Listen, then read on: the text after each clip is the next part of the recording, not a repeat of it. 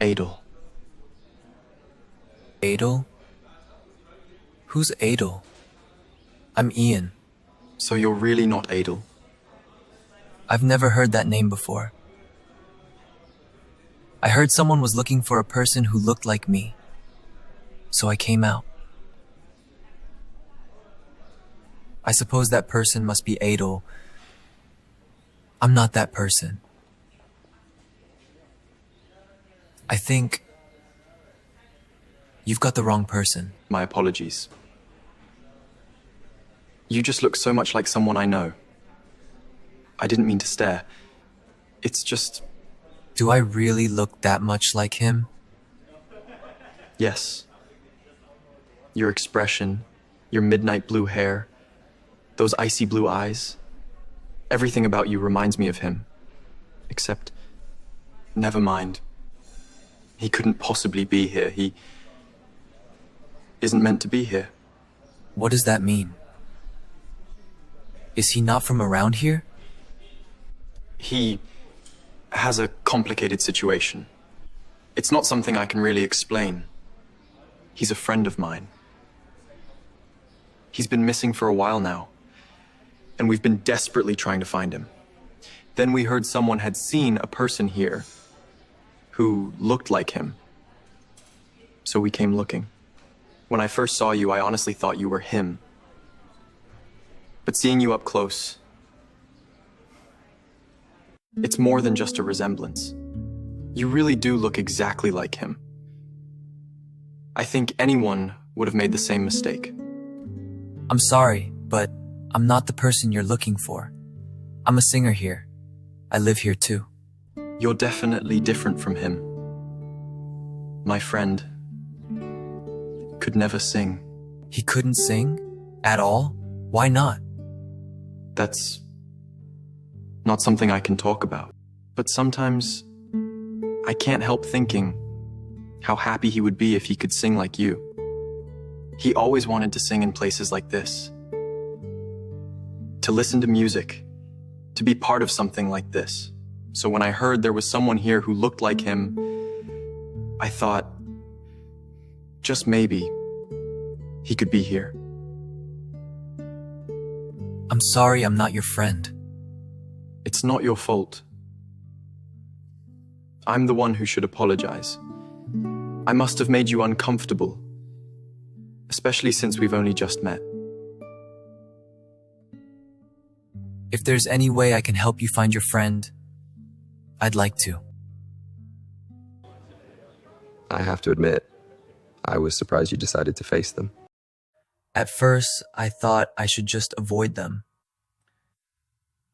I was scared, honestly. I don't even know who I am now. And suddenly there were people looking for someone who knew who I used to be. I didn't want to face them. What if something terrible happened to me in the past? What if they were trying to take me back somewhere? But then I thought, maybe I could learn something about my past through them. Maybe I could get some of my memories back. And I wanted to know what kind of person I was, what kind of life I had. If there was a chance to learn something about myself, I knew I had to face it, even if I was afraid. I think that was a brave thing to do. I always thought you were a quiet, cautious person. But every now and then you surprise me. But the person they were looking for wasn't me. Someone who looks exactly like me, but lives a completely different life. They said he couldn't sing. That stayed with me. Singing means so much to me. I can't imagine living without it. To never feel what I feel on stage. I can't imagine what that must be like. Is that why you offered to help them find him? Partly, but there was something else. Julian, he seemed so desperate. When he first saw me, I could see it in his eyes. Shock? but also something like hope. And when he realized I wasn't the person he was looking for, I felt bad seeing how disappointed he was. I don't think I've ever seen you care this much about a stranger. Except when you're on stage, you've always kept to yourself. But there was another reason too. I was curious. I mean, there really is someone who looks exactly like me. Adel, was it? Someone is looking for him so desperately. They must have been very close. I could tell how much Julian cares about him. I found myself feeling a little envious of having someone care enough to search for me like that. It made me wonder who Adel really was, and it got me thinking, do I have a family somewhere? Friends who might be looking for me too? Maybe someone is out there wondering where I am right now. I hope you find them someday. Your family, your friends. But for now, you've got me. Whatever you choose, I'll be on your side. I just don't want you facing anything dangerous on your own. If you learn something new about your past, tell me. I just need to know you're safe.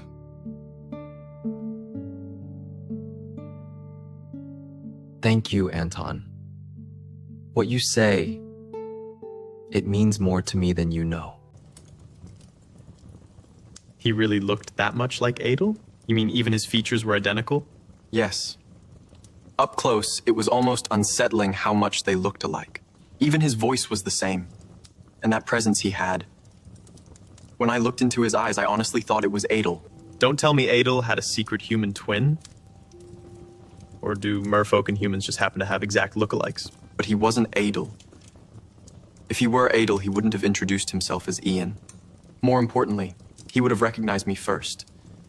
Adel could read me without a single word, but there was nothing in his eyes tonight. Nothing at all. Strange enough for a merman to be sitting in a pub among humans in the first place. Wait, what if he used magic?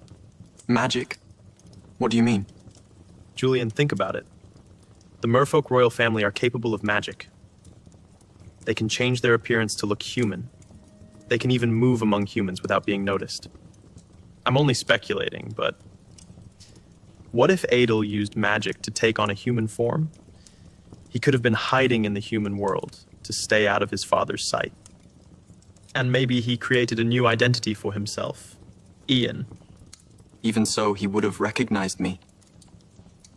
Those were the eyes of a complete stranger. That is strange. If he really was hiding in the human world, you were the only person he could have turned to. If the person we saw really is Adel, then he couldn't live in the human world on his own. What if someone was helping him? Like the owner of that pub. When we described Adel to him, he was definitely shaken. It was only for a second, but something clicked for him. And then he immediately played dumb. The fact that Ian resembles Adel isn't enough to explain that kind of reaction. I think that man knows something about Adel. The ocean.